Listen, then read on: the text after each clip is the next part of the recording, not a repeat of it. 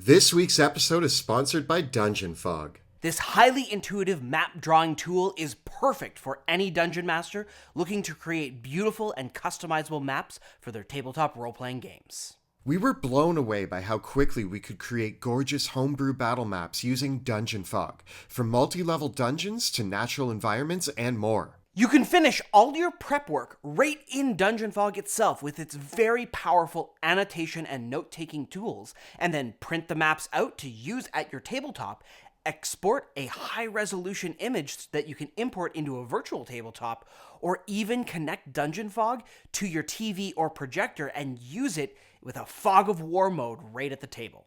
A premium subscription gets you access to over 3,000 high-resolution props, textures, and assets to add more detail to your maps, with new assets added every month. Follow the links in the description below or visit dungeonfog.com to try it out for your next game. And now, onto this week's episode. Greetings, my name is Monty Martin. And I'm Kelly McLaughlin.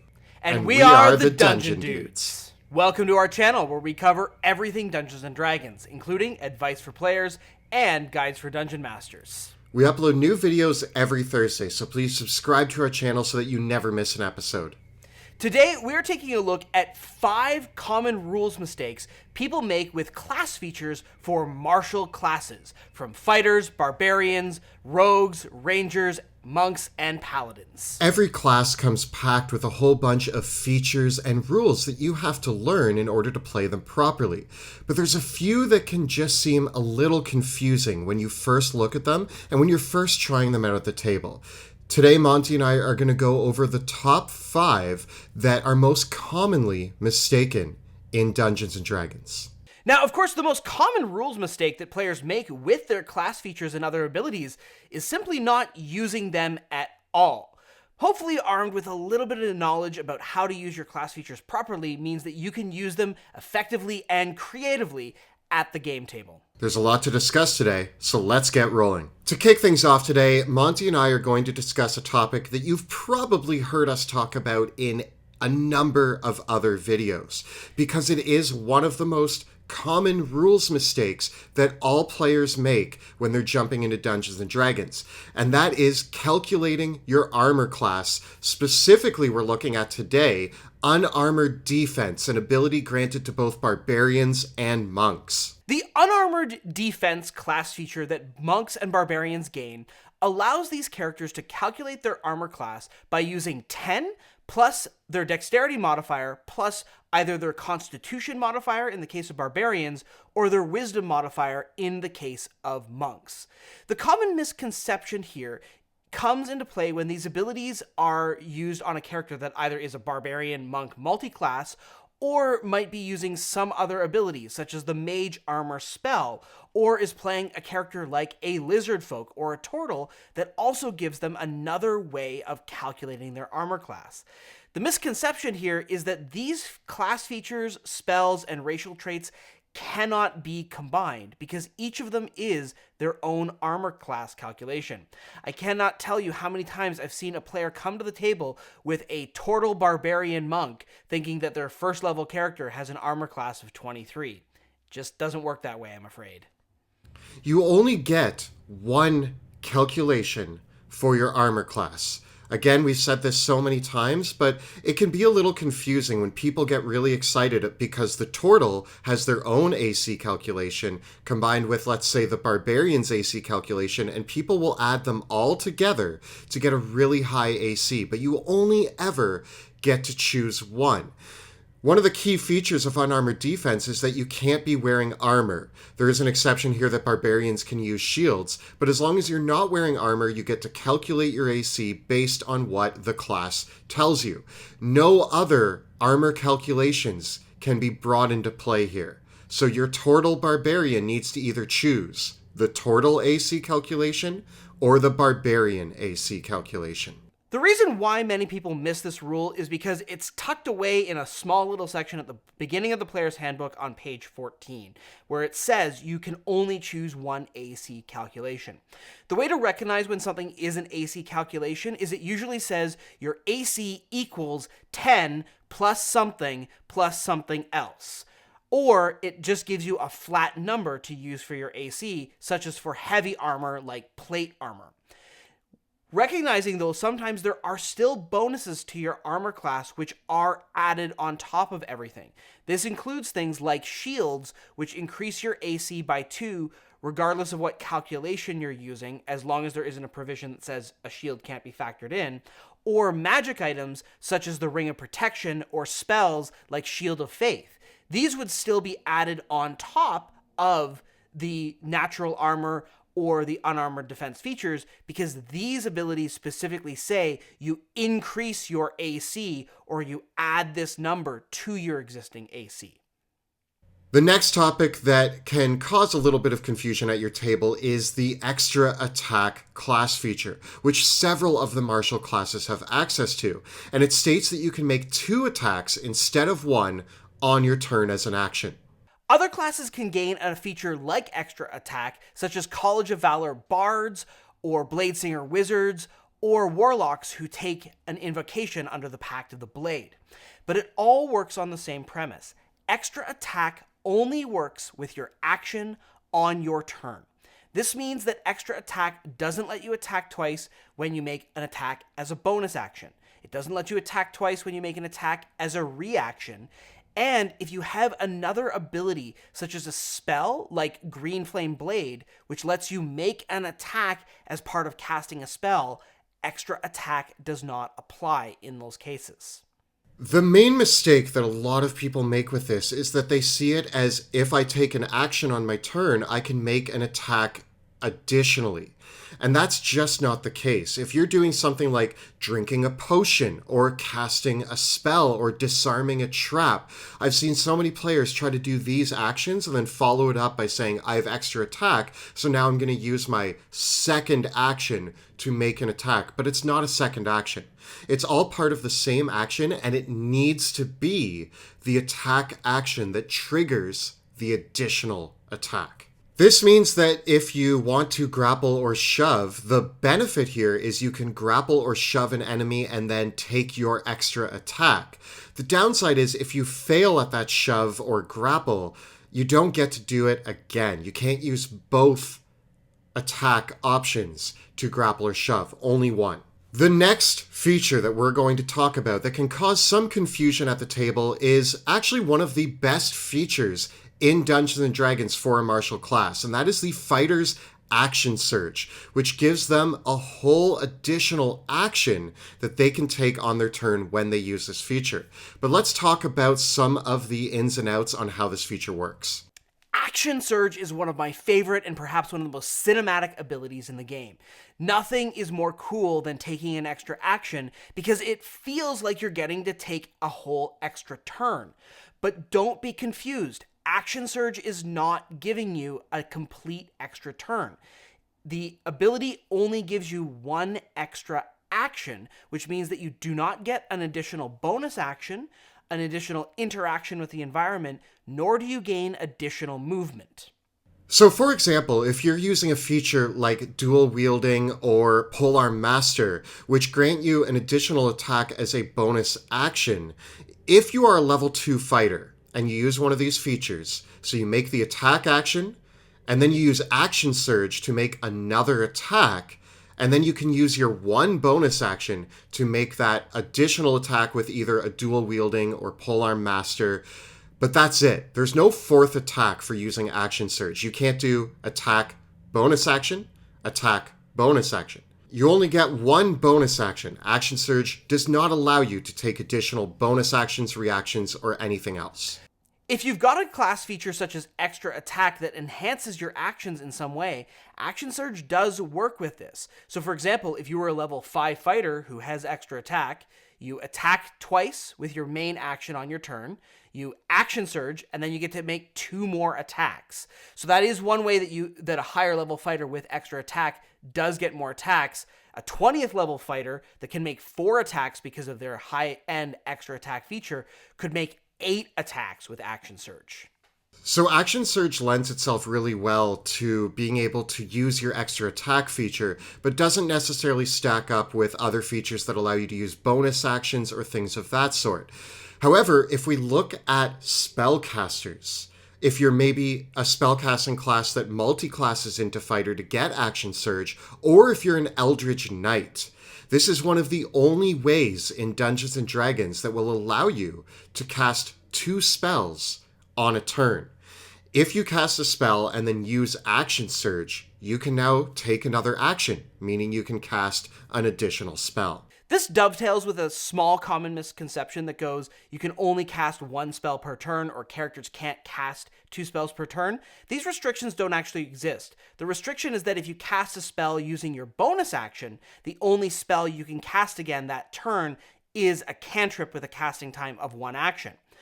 If you don't cast a spell using a bonus action, but you have some ability that allows you to take additional actions, you can keep casting spells. So a character that has action surge can cast a spell with their main action surge to cast another spell, perhaps dropping 2 fireballs, but as long as they didn't cast a spell using their bonus action, they're not limited in any way whatsoever. This next feature has been confusing Dungeons & Dragons players for years. This may be because it's attached to one of the most popular class choices for new players in the game, and that is going to be the Rogue's Sneak Attack. The rules for Sneak Attack seem really simple when you read them on paper, but there's actually a few little pieces that you need to keep in mind when you're looking at this. But the idea is that generally, rogues should be able to sneak attack more often than not. In 5th edition Dungeons & Dragons, the rules of sneak attack are written in such a way that it is actually quite easy for rogues to get their sneak attacks damage in, and they should be able to do this relatively reliably unless they are not using teamwork or not playing their class intelligently. Many new players and dungeon masters mistake sneak attack as being something that is supposed to be as rare as a critical hit, but that is not the case. It is a real fundamental part of the rogue's ability to deal damage in combat. When you're looking to apply sneak attack on an attack as a rogue, there's just a few simple questions that you need to answer, and they're relatively straightforward, and if the answers lead you to a sneak attack, you're good to go. The first question to ask yourself is, have you already applied your sneak attack damage this turn? Rogues can only apply their sneak attack once per turn, so if you're able to make extra attacks because you've multi-classed or are dual wielding and you already applied sneak attack damage this turn, stop, you don't get to sneak attack anymore. The next question, are you using a ranged or finesse weapon? Most rogues are built around the idea of using these types of weapons, so it's very likely that you do have one. A lot of rogues will use crossbows or bows as their main weapon, but might also choose the rapier or another finesse type blade. These all allow you to apply sneak attack, but it has to be a finesse or ranged weapon. Note that there's no range limit on this, so if you have sharpshooter and are using a longbow, you can sneak attack from hundreds of feet away. Ranged attacks does not apply to thrown strength-based weapons. The next question that you need to ask yourself is, do you have advantage on the attack? If you have advantage and the attack hits, apply that sneak attack damage and have fun. Now, if you don't have advantage on your attack roll, but you do unfortunately have disadvantage, sorry, you're not going to be making a sneak attack this turn.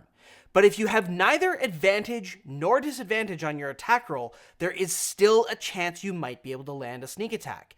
As long as there is an enemy of your target who is not incapacitated within 5 feet of your target, you can still apply your sneak attack to them, regardless of whether or not you're using a melee or a ranged weapon, and regardless of whether or not that enemy of the target is an ally of your own. As long as that's an enemy of your target, you can sneak attack them. The really reliable way to use sneak attack here is if you are the rogue in the party and you're in a party with other martial classes who get into melee combat. As long as one of them is within 5 feet of an enemy, target that enemy and you get sneak attack. This is kind of the rogue's job, is to pinpoint where they can do their sneak attack and deliver it. If you need help with this and you can't remember all the questions that we just went over, we actually have created a very handy flowchart that you can download, which we'll put the link for right up here. Rounding out our list, we come to another category of special and iconic attacks. These are the Paladin's Divine Smite and the Monk's Stunning Strike. Well, both of these abilities are actually quite different. The Paladin's ability powered by spell slots to deal extra radiant damage on their attacks, and the Monk's Stunning Strike, a tactical ability to knock out foes and gain an advantage in combat. Both of them actually have one really common misconception behind them. The main idea with these two abilities and the commonality is that they both require you to expend some sort of feature that you have as that class in order to use the ability Divine Smite or Stunning Strike. The mistake is a lot of players will declare that they are using these abilities and they will expend their spell slot or their key point before they've landed the attack. And you actually don't have to do this. You can wait until after it is declared a hit to decide to expend the resources to use these abilities.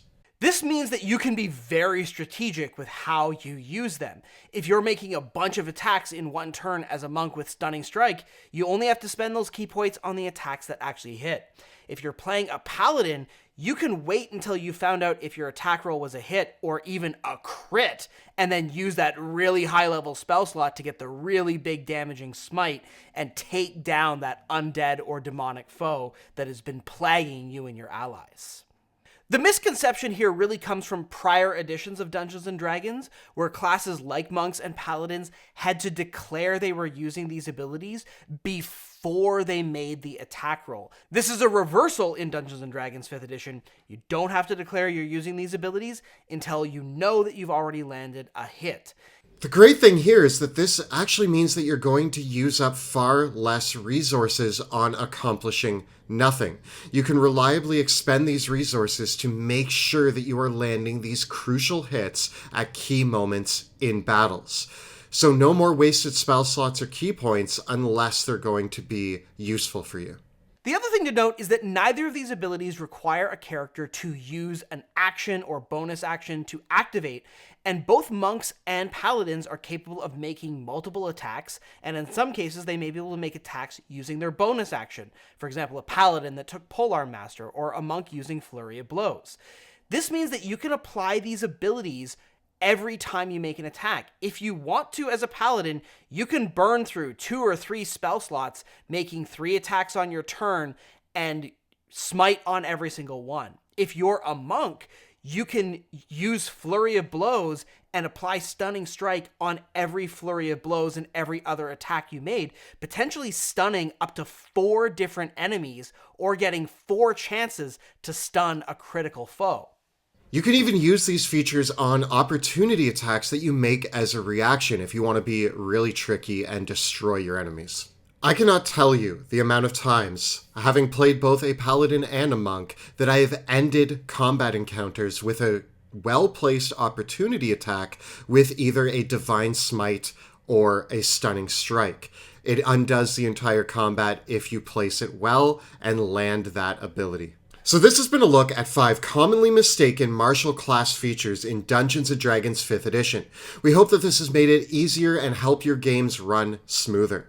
And of course, don't forget the most important thing about your class features and abilities, which is to remember you have them and use them effectively in battle. The most common mistake that players make with their special abilities and class features is forgetting they have them at all in the first place. Now, if you have any horror stories about forgetting class abilities, or if you've used some features wrong yourself, tell us about them in the comments below.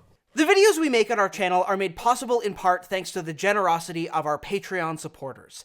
If you enjoy our work, please consider checking us out on Patreon. You can find out all the details by following the links in the description below or at patreon.com/dungeon_dudes. Don't forget to check out our live play in the worlds of Drakenheim. You can check out our live stream from 6 p.m. to 9 p.m. Eastern Time at twitch.tv/dungeon_dudes. You can find all the previous episodes of our campaigns right up over here. And if you want to get the most out of your D&D 5e character, be sure to check out our class guides right up over here. Please subscribe to our channel so that you never miss an episode. Thank you so much for watching, and we will see you next time in the dungeon.